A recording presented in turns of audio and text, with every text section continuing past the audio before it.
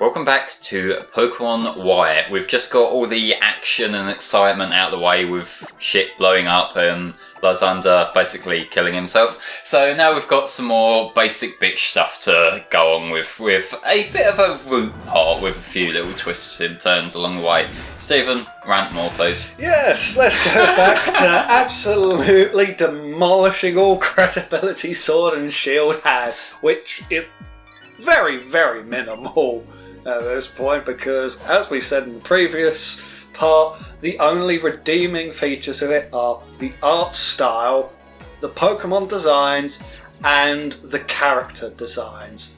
Because, honestly, in my opinion, the gym leader designs are some of the most memorable I've seen. Yeah, I adore their designs. There's this sort of uniformness to them, whilst also they all feel very unique. I know we did touch on this a bit last part, and I don't want to repeat ourselves too much, but I would say I think the coolest designs we've got in terms of the gym leaders themselves, I like Nessa, the water trainer. Yeah, she's definitely popular. Yeah, for various reasons, and also like the ghost trainer, Alistair. Yeah, because he's got that sort of hides behind the mask thing, which is pretty cool. Like, and that's the thing they're doing now, because they're version exclusive. Some of them, aren't they? Like B and Alistair. Yeah. Which they've done that before with Virus and Drayden, but but really they were the same type. Yeah, they were the same type, and they had basically the same team, didn't they? Yeah, so it's kind of irrelevant in all honesty. I mean, the major difference was that their city was aesthetically different, because I think in Black it's more advanced, whereas in White it's a bit more traditional. Yeah, because I originally played Black and it was like that very sort of modern techno. Yeah, that kind of thing, which I do actually now have a copy of White that I'm going to get through. It's on my eventual list for FC playthroughs, so I guess I'll be able to kind of see both sides of the coin with it now. But yeah, I seem to recall, didn't they also have extra things like Black City and White Forest or something? Yeah, I recall that, but it's been forever, honestly. So yeah, I really didn't do much with the like extra stuff in Black and White. I feel like Black and White was around the time when like I appreciate what the games did, but I was sort of a bit tuned out at that point. I think you're probably like one of the few that doesn't adore Black and White, because a lot of people do tend to believe that Black and White is one of the strongest games in the series, because like there's just so much content there available and new stuff. It did a lot different, and it's a breath of fresh air in Pokemon, and I can respect that. And it's the sort of game that if I replayed now, I would probably appreciate a lot more. But we do need to talk about this particular kind of battle that we're about to see. And ultimately, what this revolves around is fucking with your brain. This is an inverse battle. So the way this works is that now the type chart is flipped. So moves that would be super effective against something are now like very ineffective. Yeah, so it's kind of flipped. So the weaknesses flipped, resistances flipped. So grass types are now super effective against fire types. Yeah, that's basically the gist of it. Yes, you have to think about things, and I actually really love this gimmick. And this should have been carried on. I mean, granted, it can't really be refined as such, considering it's simple, it's inverse. But it shouldn't have been gotten rid of. I really enjoyed the idea. I am now just enjoying the mental image of a like Charizard or Entei or some shit cowering in fear at the Abomasnow. Oh no, grass type moves are super effective against me by 4 times! Yeah, but like this, they used it here, they used it again in Omega Ruby Alpha Sapphire, like, because he shows up in Moorville, and that's about it. I don't think he was in Sun and Moon. No, he wasn't in Sun and Moon. It's not a feature that I would be mad about not coming back, but at the same time, if they would bring it back, you know, it's a little gimmick, it's a bit of fun, take it or leave it, you know? And now I'm going to move us on to something Go on. I made a bit of a list of all of the things that Game Freak have added throughout all of the games, and it doesn't. It's like I haven't listed where they began, but I've listed where each of these have ended. Go for it. So, Gen 1, Pokemon Yellow, Pikachu following you and obtaining all of the starters without trading. That's a very minute thing. To be fair, that has come back in Let's Go. Yeah, Let's Go. But to be fair, Let's Go, Pikachu and Eevee are kind of their own thing if you think about it. They're a lot more their own thing. They're a lot different from the core series. So, Gen 2, visiting previous regions and the radio. The radio, yes, that fits perfectly.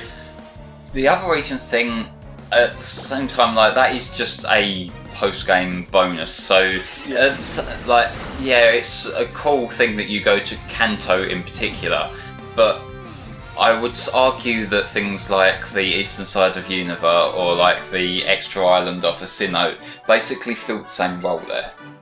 So, you know. Okay, fair enough. Have you got any valid points on this thing? I'm joking, go on. To be fair, I would like to be able to visit regions again. Yeah. In new games, as long as it's not Kanto. Burn that in hell. No, I love Kanto, just sick of the attention they keep giving it, but regardless. Yeah, go on. I would just love to be able to see a connection between a new region and an old one, like Galar, for instance. If it ended up having a connection to Kalos, I'd love to be able to go back and see Kalos again in a new light.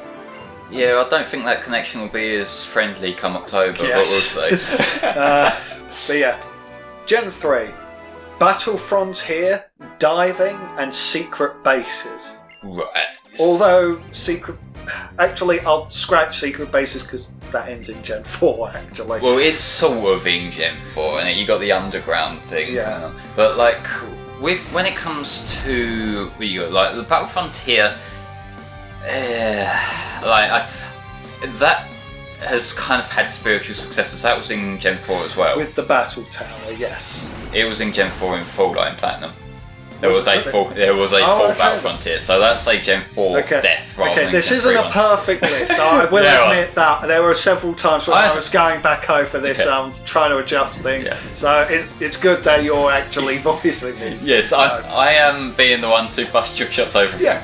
Dive. I am sure you are completely let down and disappointed we don't get to dive anymore. I mean, to be fair, it's more the fact of and this is going to be a recurring thing for a lot of things that have been removed, the fact that they were used once but never refined or improved. And that's what irritates me about diving. Yeah. Something could have been done with this, something far more interesting, but they never bothered. It could have been shifted to a ride Pokemon or something. Because I don't like having a HM slot taken up by Dive, but the idea of exploring underwater, that is pretty cool, and it did give Gen 3 a lot of identity in my eyes.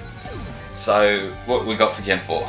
Well, are we going to mention the secret bases, or are we going to Who gives a fuck about secret bases? People enjoyed secret bases, especially because of Gen 6, but I guess we'll bring that up when we get to Gen 6 with this.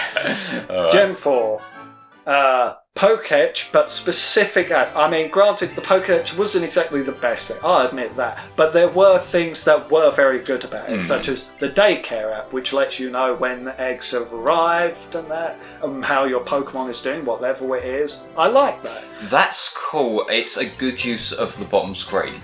It gave you something to look at there. You could either have just the time, or you could have the one that I think is kind of useful, given that game had so many roaming legendaries, is that it would have a map that could track them. That's one of the things here. Map, berry locator, move effectiveness calculator. A bit of a gimmicky thing there, but I actually quite enjoyed That's just Bulbapedia, let's be fair. But I actually quite enjoyed having that there. And the item dowser.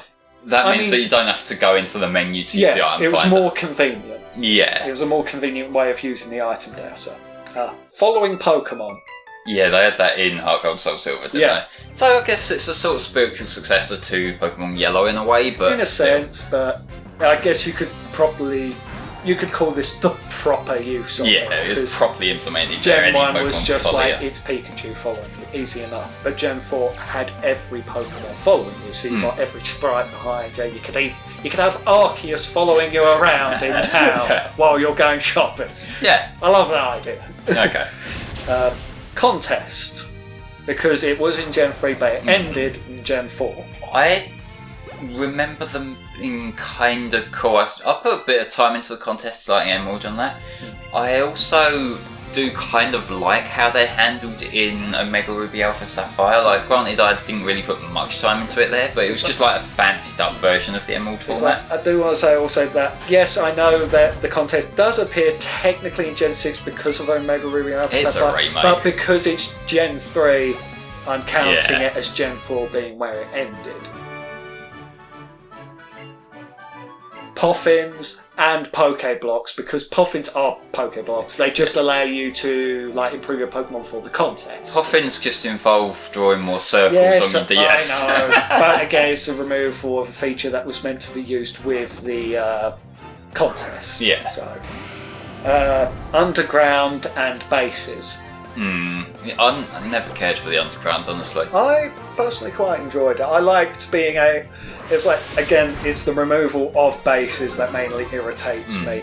And it did get improved in Gen 6, which makes it even more irritating upon its removal. The Battle Tower, the upgrade of the Battle Frontier, and plus Battle Frontier being in Platinum. So, and a lot of people really enjoyed Battle Frontier, and it was one of the things that really triggered people when they found out it wasn't in Omega Ruby and Alpha Sapphire. I feel like a lot of backlash was that they rubbed a lot of salt in the wound with that. The Battle Frontier project is in development. No, it isn't, because we'd have seen it in Sun and Moon. Well, I don't know, it depends on how the timeline works, because Omega Ruby Alpha Sapphire, they're technically a prequel to X and Y. I can't remember where Sun and Moon will come after X and Y, won't they? So, because of Xeno and Dexio's age. So, it would have been around by then if it wasn't, but it depends whether you can go to the battle result then or not, but hey. But even so, the removal of the Battle Tower seems really stupid on their part, because if I'm correct, it's like renting teams and that, and going in with specific sets that are given to you instead of building your own one, and that it's a lot more. It's very interesting. I actually think the most interesting of those Battle Tower kind of challenge things was actually the one on Seven Island in Fire Red and Leaf Green. Because that one, it was specific challenges, they had prefab teams, and it would be a case of try to battle them as quickly as you can. And depending on the time it took you to get through the whole thing, you would get a different reward at the end. Okay. So I did go through one of them last time I played Fire Red, which wasn't that long ago actually, and that was kind of cool. Okay, so that's another thing to add to the list. What was it they had? Because in Ruby and Sapphire they had the contest, didn't they? And then I think in Emerald, did they change it to battle tents or something else? They changed some of them to battle tents, which I can't remember exactly how the battle tents worked. I'm not familiar with it. Was that the tower, I think? Or you rent teams or something? I think it used rentals, but I will say I haven't even touched them in years. Last time I played Emerald was for League playthrough and FC playthroughs, and I just skipped them entirely because who gives a fuck? But I was always bigger on contests between the two. I remember that much, and that was something else that obviously got nuked. The Games Corner. Granted, it's kind of to do with gambling laws. Blame Germany. Yeah, that's what it is. Blame it's Germany. Kind of to do with gambling laws, so I can kind of let that slide. But even so, it's removal of certain mini games and that. It's you couldn't just replace it with something different. In the games that got censored, we had that what was it, Yveltal flip card game or something, which I never played, but that was a legal thing, so I'm not going to roast them too much for that, but This is one of my personal favourites from Gen 4. It's a small thing, but I just really enjoyed it. Ball seals. Yeah, they're alright. They were mainly for the contest, really, weren't they? I know, but I like the idea of like adding this aesthetic to how your Pokemon is presented. Like it's like throw out your Infernape and it appears in a burst of flames and that. I just love that idea. Throw out your Rayquaza and it gets loads of sequins and confetti. And... Exactly. Why wouldn't you want that? It's like throw out Arceus and have a bunch of unknowns spell out something above his head. Yeah, like go online and that won't be abused at all. I know. They'd probably have to do something about the unknown. No, you know it would be a matter of time before they just banned people from like using the N unknown online or something. Because it would get abused. It's like with chatter for chatter. Oh, were people fucking with In Gen 4, when you use chatter, you spoke into the microphone. Oh, yes. And it would repeat what you're saying. So imagine that online. Yeah. Yeah. But yeah, go on, what's next? Pokeathlon showed up in Heart Gold and Soul Silver.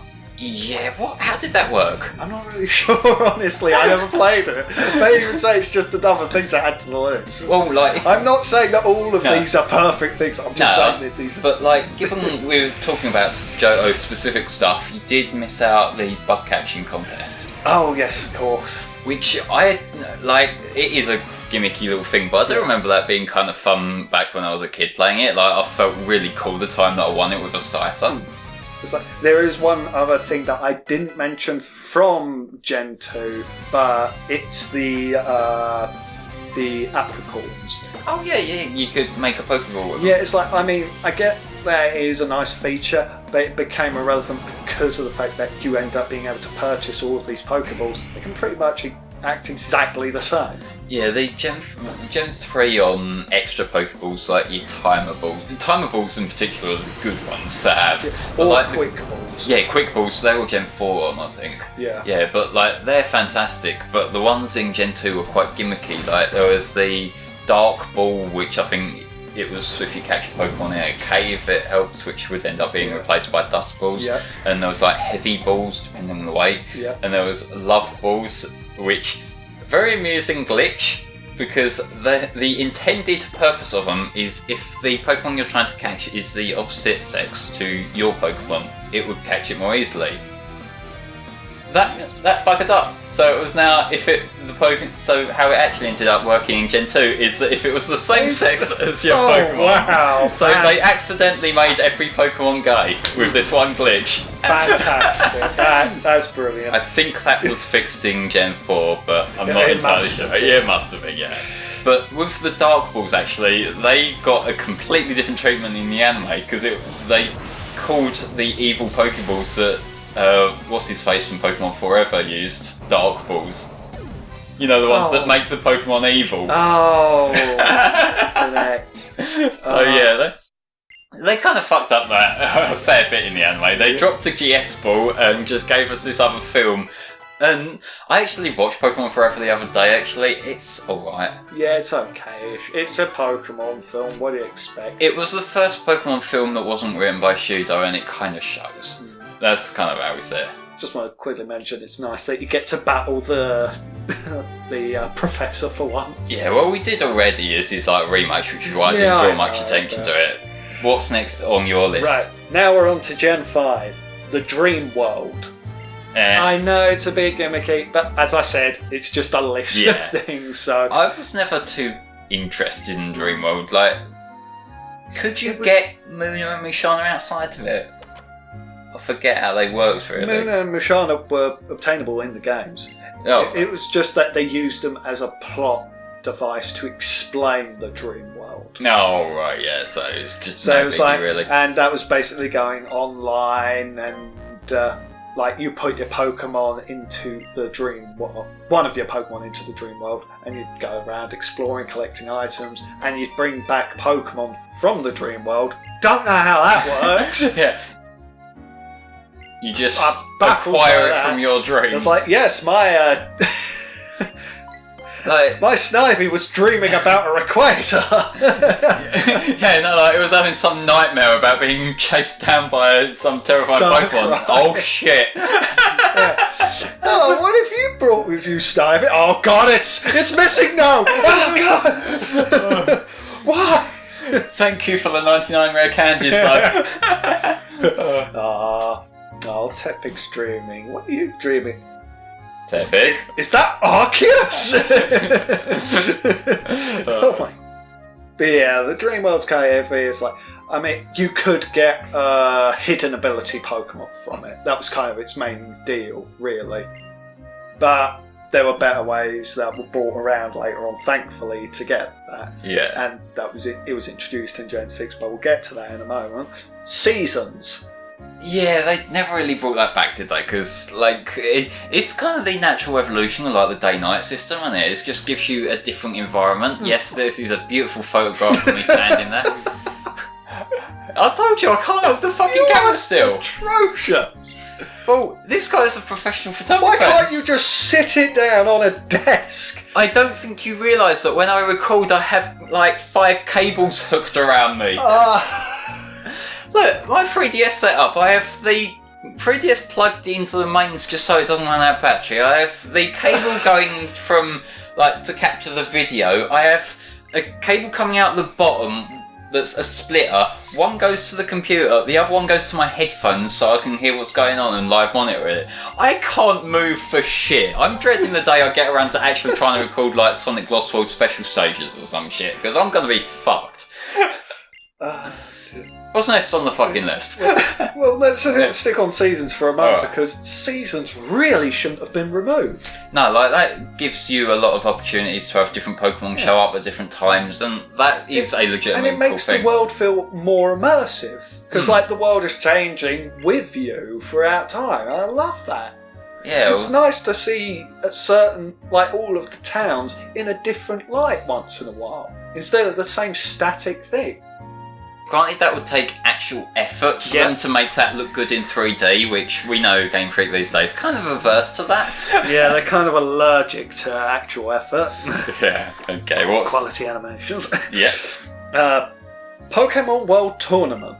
Oh yeah, the in-game one, yeah. I adored that idea. I never touched it. Wasn't that the thing where you could like rematch gym leaders from other games? Rematch gym leaders, and I think you could rematch champions. Because you could rematch Red. Like, again, you can do that in Sun and Moon. You can do that to in an extent. Let's Go. Yeah, like that was the battle tree thing. Yeah, but it's I like never used that. The battle tree is a bit more limited with like the people that you battle. I mean, it gives you the opportunity to battle certain people, and then they'll be your partners.